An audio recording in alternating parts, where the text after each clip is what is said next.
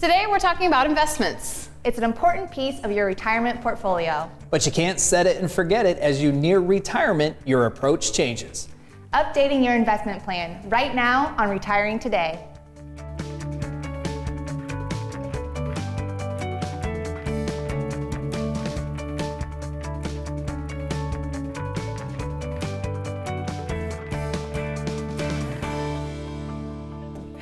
Welcome to Retiring Today. I'm here with Loren Merkle and Haley Gutchenrider. Haley is an investment advisor representative, and Loren is a certified financial planner, a certified financial fiduciary, and a retirement income certified professional.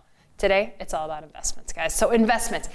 You start investing maybe when you're 20. You start 401k. You move through 20s, 30s, 40s, you have some investments. But then you get close to retirement, Loren, and you have to kind of update those investments. You have to update the investments, and you also have to start thinking about updating how you think about your investments, because the way we grow up in the investment world, and when I say we, I mean really everybody, is we feel like the investments are our retirement plan. Because you're right, we start when we're maybe 20, if we're really lucky, maybe 30 years old, starting to invest in the 401k plan that you might have, or 403b plan, or IRAs, and you're envisioning a day when you don't have to work, and you're using this money then to fuel the rest of your retirement, which is a phase of your life that you don't have to work. And so we go through this accumulation phase thinking that our investments are a retirement plan, but then you get on the doorsteps of retirement and you start realizing there's all these other decisions that you have to make that go into you actually being able to retire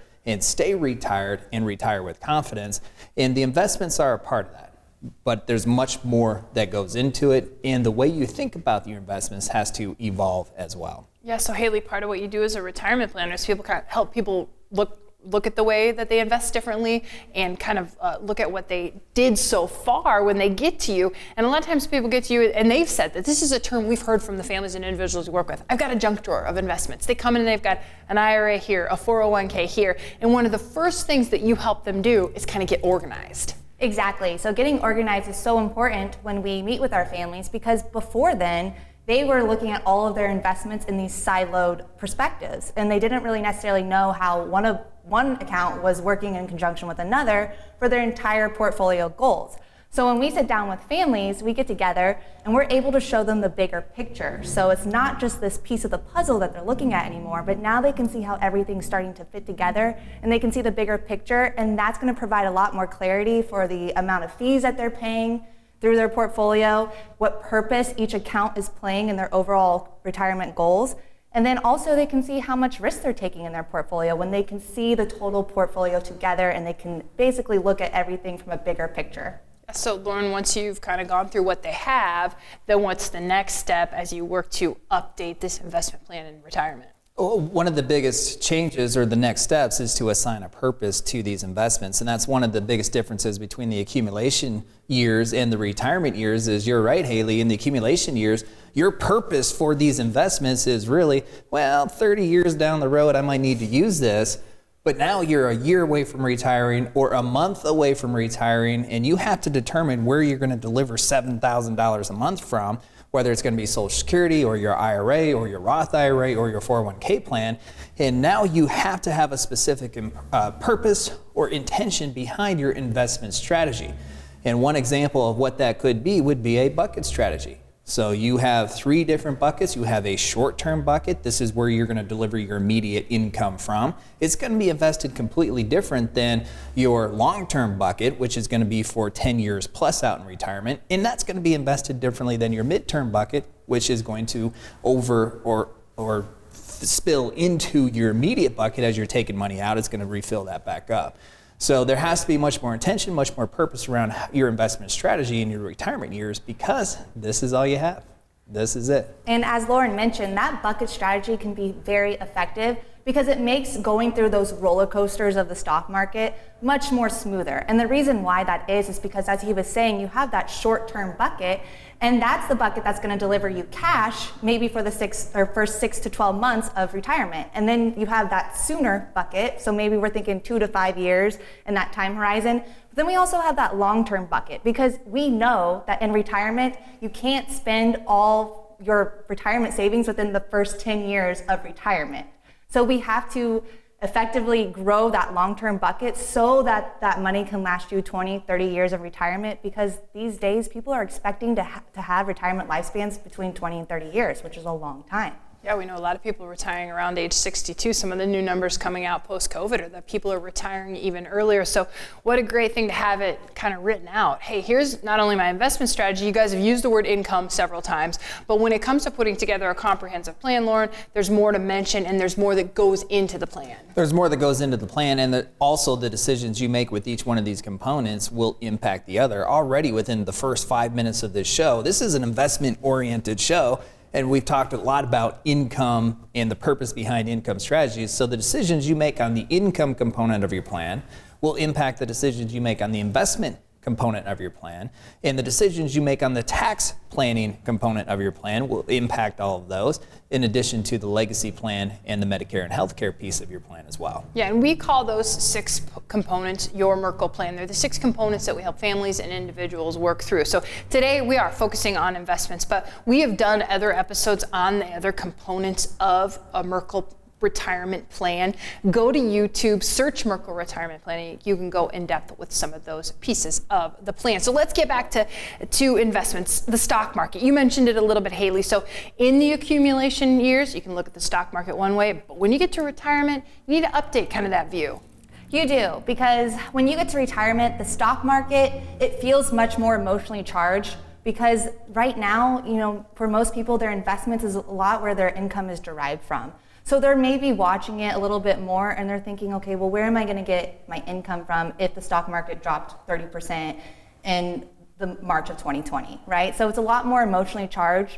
But the important thing is that when you understand your investment plan and how it's supposed to serve you, then you can be a lot more comfortable with the decisions made, and you can be a lot more comfortable through some of the market volatility that we see, because you know that there's some tactical strategies in place in your investment plan that can help you take advantage of maybe some of those dips that we'll see in the market. Yeah, it's a lot more emotionally charged because the stakes are way higher. The stakes are way higher when you're 60 years old. You need to take income from the portfolio, as opposed to when you're 30 years old. You're 30 years old, you go through a 2008 type scenario where the market's down 37%.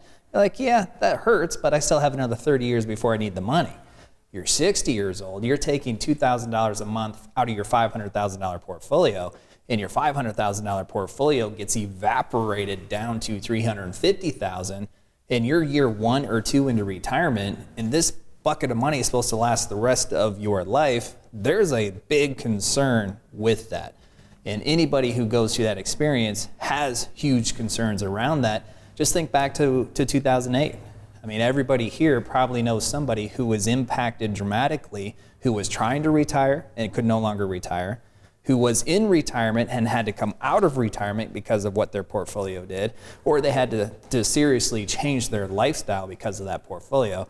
And it's all because of all of that and the risk associated with that, which is why it's much more emotionally charging. And when I hear you talking about that $500,000 portfolio that went down to $350,000, I got to think some people at home listening are going, well, I don't want that to happen to me. Is that something that you more heard happen to people? I mean, the families and individuals that we work with, if they've built a plan where they say, no, that's not what I want, theoretically, that's not what would happen to their plan, right? Well, in 2020 was a great test of exactly that. The number one piece of feedback that we get when we sit down for the first time with a couple and we're talking about their investment plan is they will talk about what happened to them in 2008. And they'll be like, Haley, Loren, we cannot go through that again. We do not want to go through that. We hear that all the time. And so when we build the portfolios custom to what your risk propensity is, how much comfort level do you feel when it comes to risk, or do you want, and then also how much risk do you need to take in your portfolio to accomplish your investment objectives throughout the course of retirement. So we weigh all of that into it, but the outcome is, for most people, is they don't want to revisit a 2008. They want to grow their portfolio, need to beat taxation, need to beat inflation, and then grow atop a little bit as well, and be recession resistant. So we go through a 2020 or we go through a 2008, they don't want to lose 40%, and 2020 was a great test of that, as I mentioned, and people fared really well with their custom investment and retirement plan.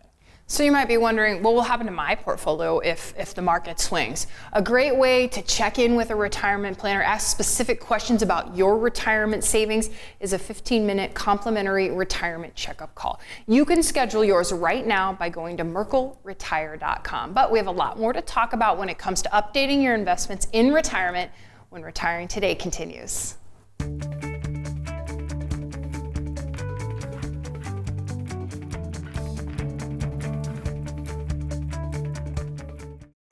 Biking, boating, relaxation? What's your retirement vision? Learn how to take the money you've worked so hard to save and turn it into the retirement of your dreams during our Journey to Retirement workshop. Like getting ready for a trip, getting to and through retirement takes a roadmap. This workshop is the first step to planning your 20 or 30-year vacation. Go to retirewithmerkle.com to register for our Journey to Retirement workshop this week. Anytime I have even the smallest question about my accounts or what effect the latest tax law might have on my situation, the Merkle Retirement Planning Team is always there and quick to help. I'm so glad they treat you like family.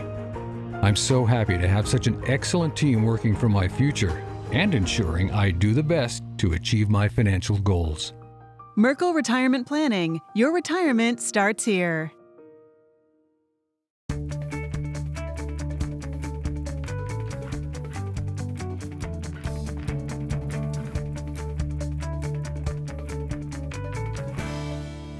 Welcome back to Retiring Today. I'm here with Haley Gutchenreiter and Loren Merkle. We're talking all about investments today. So we talked about it. So you're going to help me get organized with my investments when I sit down and talk with you guys. We're going to talk about fees and risk. And then you're going to put it in a plan, which is what I like, because then I know why I'm investing, what I'm investing in. So let's talk to people about the plan, how you write it down for people, Loren, and what they do with it. Well, one of the themes of having a plan, or really as you age and you go through the different phases of life, from the accumulation years to the pre-retirement years to the retirement years, is you're looking for more simplicity. And that's part of the benefit of the plan, is because now you can consolidate on paper where the different accounts are as of that date of construction, how much is in those accounts. And not only does it help you throughout the course of your retirement, makes it feel more consolidated and simple, but also if something happens to you, your loved ones find it and they say, oh, as of this date, here's how much you had, here's where it was, and it makes it much easier to track all of this stuff down. Yeah, and that investment plan, then Haley, it's really transparent. It is, and there's several assumptions that we have to make when creating and developing these retirement plans, and we have the philosophy that we like to be conservative with our assumptions. So one assumption, since we're talking about investments, is what type of growth rate is your portfolio going to have between now and your lifetime? And so we generally will use an assumed growth rate of 4% for many of our families, and the idea behind that is our target return is higher than that, but if this plan looks great at 4%, then in real life, if you have higher, or if you experience higher returns, then that should just look much better. Icing on the cake, really. Mm-hmm. Yep.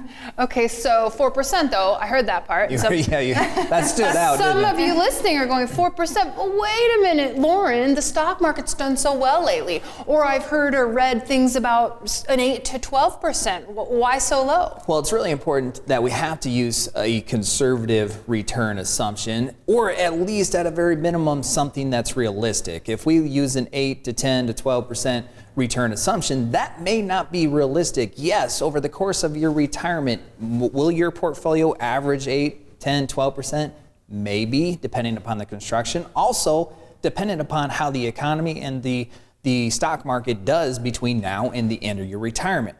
But if you're assuming a 10% rate of return, let's say, you're leaving a lot at risk. I mean, there's a lot of hope that comes in to that. So our philosophy is let's assume a conservative return, targeting a higher return, and then when you actually receive that higher experience, then reality is better than what we show here on paper. Yeah, and the nice thing about having a realistic expectation is we can look at history, and history can kind of give us some real perspective. Perspective is the key word there, because over the last 10, 12 years, it's really easy to lose a healthy perspective on what we should be using from an assumed return. And all we have to do is look back in time to see how easy it is to lose that perspective, because here we are since 2008. Everybody remembers 2008. The S&P 500 was down nearly 37%. It was a nightmare.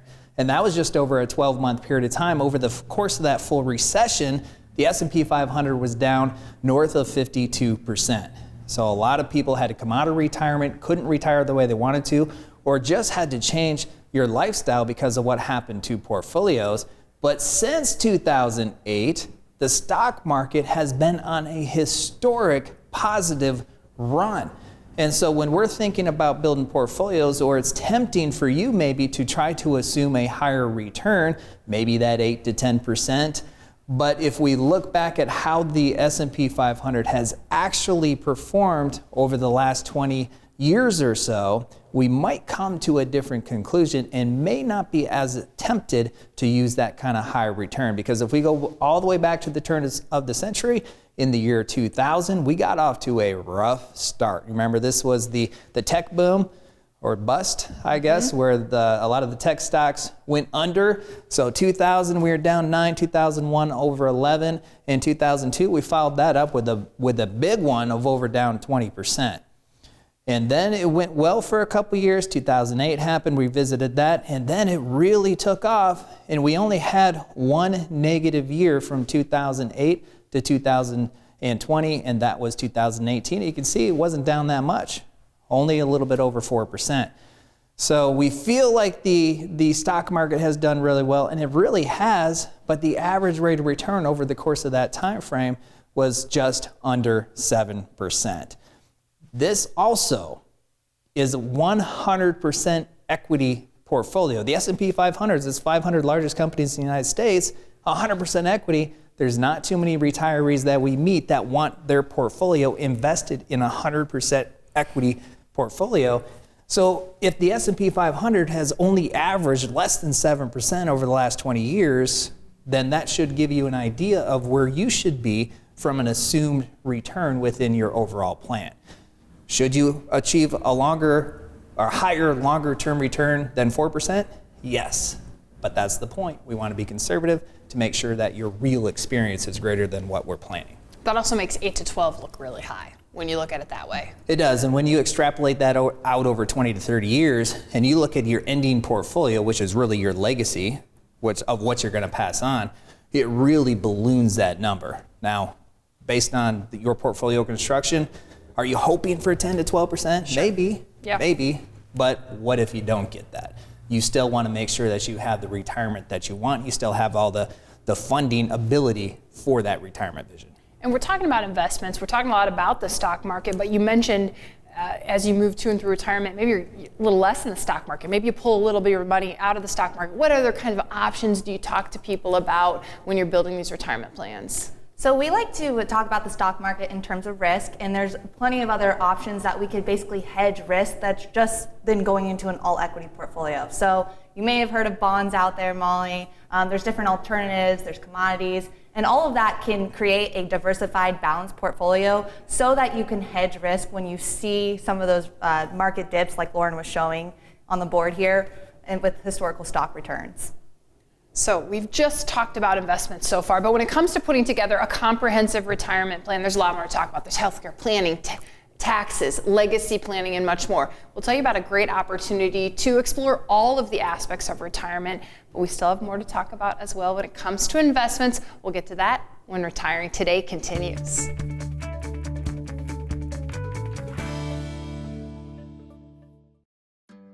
The Merkle Retirement Planning Team provides personable and professional expertise unrivaled in this area. They include us in every step of the planning process. The peace of mind provided to us by the Merkle team allows us to fully enjoy this special time of our lives. Instead of feeling snakebit, we feel confident that with the Merkle Retirement Planning Team at our sides, we can navigate any challenge that comes our way. Merkle Retirement Planning. Your retirement starts here. Biking, boating, relaxation? What's your retirement vision? Learn how to take the money you've worked so hard to save and turn it into the retirement of your dreams during our Journey to Retirement workshop. Like getting ready for a trip, getting to and through retirement takes a roadmap. This workshop is the first step to planning your 20 or 30-year vacation. Go to retirewithmerkle.com to register for our Journey to Retirement workshop this week.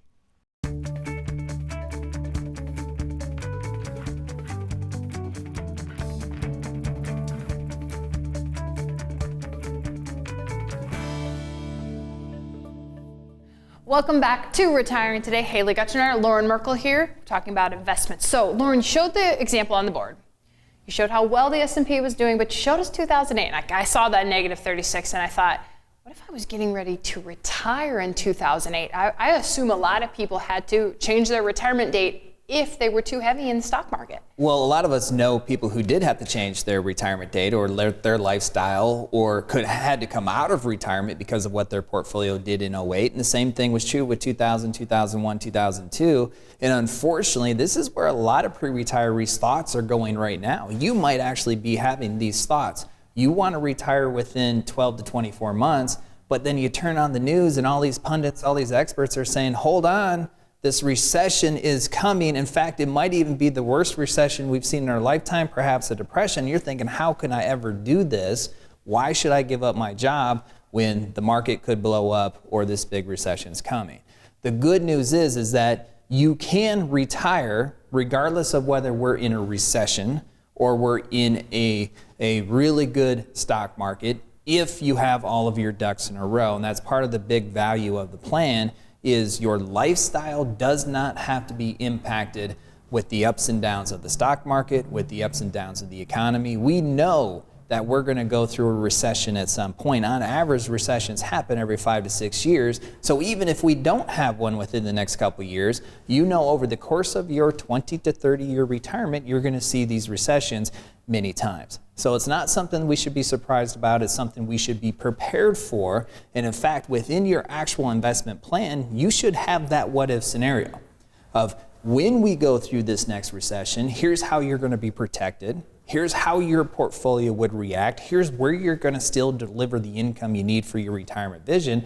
And here's some strategies that you can use to take advantage of the recession as well. Yeah, so let's dive into that a little bit. We call it building a recession-resistant portfolio. Don't try to say that several times. I was actually surprised. That was surprised really I good. got it out. But you're the ones who sit down with people and help them build it. What are some of the strategies, or at least things you talk to people about, Haley? So one of the things that we talk about when we sit down together is we quantify the amount of risk that they're taking in their portfolio. So when we sit down with you, for example, let's say it's Mr. and Mrs. Jones, they have $1 million portfolio, we're able to tell them, based on their investments, hey, if we went through another 2008 type of market environment, your $1 million portfolio could lose $200,000. How do you feel about that? Now, granted, no one likes losing money, right? But is it going to make you hit the panic button? Are you going to lose sleep at night knowing that your portfolio could potentially be down $200,000?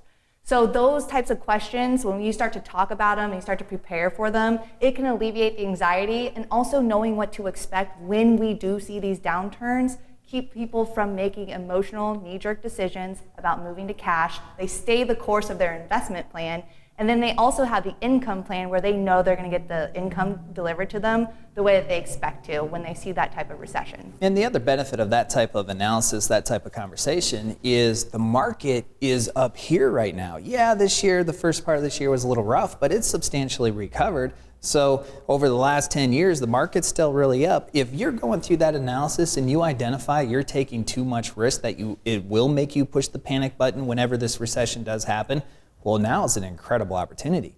Now is an incredible opportunity where you can reorganize your portfolio to a risk that's more commensurate with what your goals are, with what your appetite for risk is, so you don't have to go through that so close to retirement. And let's talk about a timeline here, because I feel like this is the kind of thing I would want to know well before retirement rather than in retirement. So when's a good time to sit down with people and say, here's where you're at right now, here's the risk you're taking? Within 10 years of retiring. So if you're wanting to retire at 62 and you're 52, and you just started to think about these kinds of things, or maybe you haven't put a lot of thought into it, time is definitely on your side, and the more time you have to make adjustments, the more time you have to implement some of these strategies, not only from the investment portfolio construction standpoint, but also from the tax planning and the legacy planning and all those different components of the plan, time is on your side. Take advantage of it. And we talked about recessions. We can't probably talk about that without mentioning inflation. Inflation is something that you definitely build into people's plans. We do. It's one of those assumed assumptions that we have to make within the plan. And so we do build inflation within the plan because obviously right now it's very prevalent, right? We can feel it in our checkbooks every time we go and buy coffee or we go buy bacon at the grocery store. You can definitely feel that your purchasing power is less because inflation's so high, but we always like to look at historical average returns of inflation, and we like to build that within people's retirement plans so that their expenses continue to increase as they continue to age throughout retirement. And I think it's important to consider history when we're talking about inflation, because when we're in inflationary periods like we are right now, immediately people's minds go to, well, the stock market's not going to hold up. It's going to have a negative impact on the stock market. And yeah, the stock market doesn't necessarily thrive or want this type of inflation, but it also is not a direct correlator to determine that if whether or not we're going to have a negative stock market period. All you have to do is go back to the last high inflationary period that we had, which was late 70s, early 80s, and from 1981 all the way through 1999, so a 20-year time frame, the S&P 500 was only down once throughout that entire 20-year time frame. That was 1990, and it was only down about 5%. So the last really high inflationary time frame that we saw, the market still prevailed, the market still did well. Those who were retiring in that time frame had a comprehensive plan, could still weather that inflationary storm and not have to have their lifestyle determined by the inflation metrics, but also by the market. Yeah, and some of that education is really powerful. A great education opportunity is our Journey to Retirement workshop. It's a complimentary workshop where you can learn about all of the aspects of retirement. Of course, we just talked about investments today, but you guys cover a lot of stuff in those Journey to Retirement workshops. We cover all 6 components of the retirement plan, and one of the most fun components to cover is your lifestyle. We haven't even talked about that through this show. What do you want to do on a day-to-day basis? What are your goals? How are you going to accomplish it? And then the other 5 components is how are you going to financially pay for the lifestyle piece of the plan? We talk about it all in specific strategies you can take away to help improve what you're trying to do. The Journey to Retirement workshop information is on your screen right now. We encourage you to check that out. We always encourage you to check out another episode of this show. It's Retiring Today, and we thank you for watching.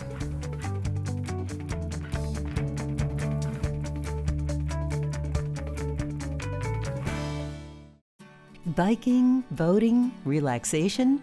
What's your retirement vision? Learn how to take the money you've worked so hard to save and turn it into the retirement of your dreams during our Journey to Retirement workshop. Like getting ready for a trip, getting to and through retirement takes a roadmap. This workshop is the first step to planning your 20 or 30-year vacation. Go to retirewithmerkle.com to register for our Journey to Retirement workshop this week.